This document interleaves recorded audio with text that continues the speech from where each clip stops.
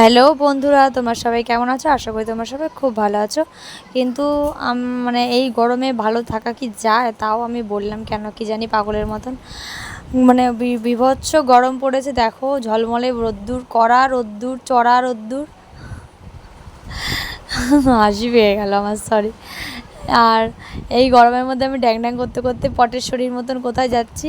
আমি যাচ্ছি হচ্ছে কি আমার মেজো কাকির বাড়ি ইচাপুর। কারণ কি, সেখানে আমার দাদার আইবুড়ো ভাত, তো সঙ্গে আমাকেও ডেকেছে আর আমার পুরো গ্রুপটাকেই ডেকেছে, মানে আমার দুই ছেলে আর আমার বরকেও ডেকেছে। এখন আমি যাচ্ছি ঠুসতে। কি ঠুসতে? খাবার ঠুসতে। কি খাবে আমি জানি না। আর বিয়ে তো এগিয়েই এলো, আর দাদা বেরিয়ে গেছে সকালবেলায়, আর আমি একটু বেলা করে বেরিয়েছি। কারণ কি, আমার বড় ছেলের পরীক্ষা ছিল, ওই জন্য আমি একটু বেলা করে বেরিয়েছি হেলতে দুলতে। এবার আমি যাব বেলগড়িয়া হয়ে যাব, এই জন্য আমি দিল্লি রোডের দিকে যাচ্ছি। দিল্লি রোডের ওই দিকে হয়ে তারপরে আমি দিল্লি রোড পার করে ওখান থেকে বেলগড়িয়া হয়ে যাব। তো অনেক দিন আগেই আমাদেরকে কাকিরা বলে রেখেছিল যাওয়ার জন্য। দেখো এখান থেকে যাচ্ছি, এত সুন্দর ঠান্ডা হাওয়া দিচ্ছিল, এত ভালো লাগছিল, মনে হচ্ছিলো অটোওয়ালা দাদাটাকে বলি যে একটু দাঁড়াও এখানে, কিন্তু উনি তো দাঁড়াবে না, উনি তো ভাড়া খাটতে বেরিয়েছে, তাই না? এখানটাতে এই দেখো হিমালয় পর্বতটা, এটা আমার কাছে রোদ্দুরের মধ্যে এত কষ্ট হচ্ছিলো এটুখানি উঠতে, তোমাদের কি করে বোঝাবো। আমিই বুঝতে পেরেছি এটাই অনেক। আর এখানে আমি রাস্তাটা খুব সাবধানে পার হব, তা আবার আমার বরের পিছন পিছন। আর এখানে আমি তোমাদের তো কথা বলতে ভুলেই গেছিলাম, এর আগের ভিডিওতে বলা হয়নি। আমি গরমকালে বেরিয়ে ডাব আর নয়তো আখের রস যে কোনো একটা আমি ধরা বাঁধা আমি খাবোই খাবো, কম্পালসারি। গরমকালে আমার খাবার চাই। আখের রসটা বেশিরভাগ খাই, আর আমার মাঝে এই টয়লেটে ইনফেকশান আছে, এই জন্য আমি আখের রসটা গরমকালে খাই। রোজ খেতে না পারলেও বাড়ির সামনে রোজ আসলে তো রোজই খাই। আর এখানে আমি ছেলে আর আমিই খাবো, কারণ কি আমার বরের মামস ফুলেছে, ঠান্ডা লেগে গেছে। এই গরমের মধ্যে একদিন পুদিনার জল খেয়েছিল বিয়ের কেনাকাটা করতে গিয়ে, তো ওই জন্য ওর ঠান্ডা লেগে গেছে, মামস ফুলে একদিকে গলা টলা ফুলে গেছে। ওর কিন্তু খুব কষ্ট হচ্ছে, ওর ভাত খেতে পারছে না, গিলতে পারছে না। আমি মানে যে মানুষ খেতে ভালোবাসে সে মানুষ এই কটা দুটো ভাত খায়, মানে আমার বড় ছেলের আন্দাজ, মানে বড় ছেলে যতটুকু পরিমাণ ভাত খায় অতটুকু ভাত খেতে পারেও। তো এখন আমি ট্রেনে উঠে গেছি, এটা টিটাগড়ের থেকে আমরা ট্রেনে করে যাচ্ছি। তো এখান থেকে গিয়ে আমরা ইচ্ছাপুরে নেমে পড়বো। আমাদের যেতে যেতে তাও মিনিমাম 1:30 বেজে গেছিলো। গিয়ে দেখলাম যে কাকির রান্না বান্না সব কমপ্লিট, মানে আমরা ঢুকতেই সবে মাত্র কমপ্লিট হয়েছে। কমপ্লিট হওয়া মাত্র কাকি কাজবাজ করছিল, বাসন টাসন মাজছিল। তো আমরাও ডিকির করতে করতে যাচ্ছি। রাস্তায় যে আমি কতবার জল খেয়েছি, মানে 3 বোতল, ঘরের থেকে আমি জলের বোতল ক্যারি করিনি। অর্ধেক রাস্তায় গিয়ে আমি 3টে বোতল, মানে একটা করে 3 বোতল জল কিনে তারপরে আমি জল খেয়ে গেছি। এই ভিডিওটা হচ্ছে গিয়ে বুধবারের, আর আমি হচ্ছে বৃহস্পতিবার ভয়েস অফ দিচ্ছি, কারণ কি আমি একদম সময় পাচ্ছি না, কি আর বলবো। খুব সময় আমার, মানে এখন সময় মানে খুব অভাব আমার।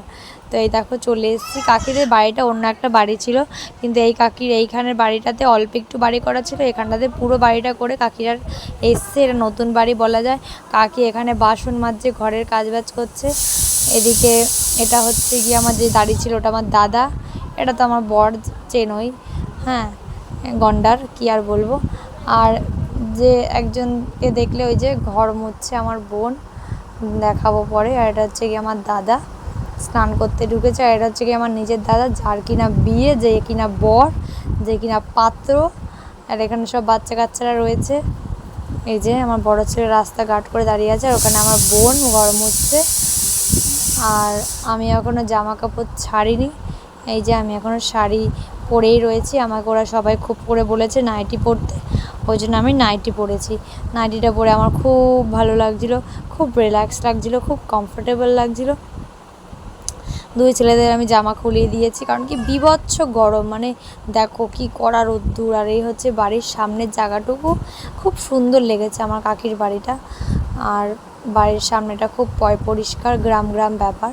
তো এইখানে আমার দাদাকে কি বলে ওটাকে, আমার দাদাকে এখানে আশীর্বাদ করছে আমার কাকি। আশীর্বাদ করে তারপরে আমার সামনে, মানে দাদার সামনে ভাত টাত দিয়ে দিয়েছে। তো এবারে ওকে আশীর্বাদ টাশীর্বাদ ধান দুব্য দিয়ে আশীর্বাদ করেছে। আমিই দুব্য তুলেছি, আমি যেটা করি আমি সেটা বলি, আমিই দুব্য তুলেছি। ছোট ছোট সুন্দর করে দুব্বগুলো তুলে আমি সুন্দর করে ধুয়ে প্লেটের মধ্যে সাজিয়েছি। তারপরে আমরাও খেতে বসে গেছি। আমাদের আর আশীর্বাদ করলো না, কারণ কি আমাদের তো আর বিয়ে না। আর আমি দেখো থালার মধ্যে নিয়ে ছোটো ছেলেকে কোলের মধ্যে নিয়ে খেতে বসে গেছি। বড় ছেলেকে ওর বাবা খাইয়ে দিচ্ছে। এখানে আমি টক ডাল আর 3 রকমের ভাজা, পটল ভাজা, কুমড়ো ভাজা, আলু ভাজা নিয়ে খেতে বসে গেছি। আরও অনেক কিছু ছিল, এঁচড় ছিল, মাছ ছিল, চাটনি, পাঁপড় ছিল না, সরি চাটনি ছিল, আর ছিল হচ্ছে দই মিষ্টি।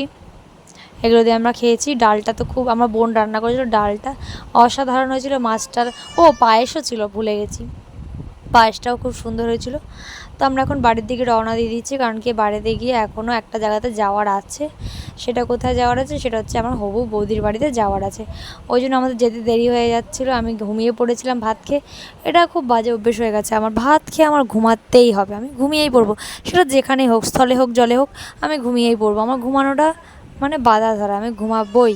কিন্তু তাও আমার চেহারা হয় না, বাঁশকাঠির মতন আমার চেহারা, কিন্তু আমি ঘুমাই, খাই দাই, কিন্তু তাও আমার চেহারা হয় না। তো আমি চলে এসেছি, দেখো ম্যাজিকের মতন চলে আসলাম তাড়াতাড়ি করে। কিন্তু অনেক বেলা হয়ে মানে অনেক রাত হয়ে গেছিলো, 8টার মতন বেজে গেছিলো। এখন আমি আবার যাচ্ছি বাড়িতে, একটু বসতে না বসতেই আমি আবার ছুটলাম আমার হবু বৌদির বাড়িতে। সবাই, আমার দাদা, সবাই বলতে আমার দাদা, আমি, আমার বর আর আমার দাদার এক বন্ধু গেছিলো, দাদার বেস্ট ফ্রেন্ড বলা যায়। আমি আর আমার বর টোটো করে গেছিলাম, আর বড়ো ছেলেকে নিয়ে গেছিলাম। ছোটো ছেলে ঘুমিয়ে পড়েছিল বলে ওকে মায়ের কাছে রেখে গেছিলাম। আর এই দেখো বৌদির বাড়ির সামনে চলে এসেছি। এই মন্দিরেই আমার দাদার বিয়ে হবে, কারণ কি বাড়িতে বেশি জায়গা নেই, বিয়ে বাড়ি ভাড়া করার মতন অবস্থা আমাদেরও নেই, ওদেরও নেই, যেটা সত্যি সেটা সত্যি।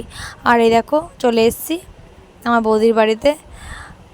তোমাদেরকে আমি এর আগেও বলেছি যে বিয়েটা অত ভালোভাবে স্বাচ্ছন্দ্য মতন হচ্ছে না, যার যেরকম সামর্থ্য সে সেরকমভাবেই বিয়েটা করছে, মানে আমার বাড়িতেও আর মেয়ের বাড়িতেও। এবারে এখন আবার কথাবার্তা হয়ে গেছে, দাদা ফাইনাল দেখা টাকা করে নিয়েছে। এবার আমি বাড়ির দিকে যাচ্ছি। এবার আজকের মতন এখানেই আমাদের ঘোরা শেষ। এখন বাড়ি গিয়ে শাড়ি কাপড় ছেড়ে ফ্রেশ হব। এই যে পেট পুজোটা করে আসলাম, সেটাকে হজম করার ব্যাপার আছে। রাতে তো আমি কিছু খাইনি, আর আমার বড় কিছু খায়নি।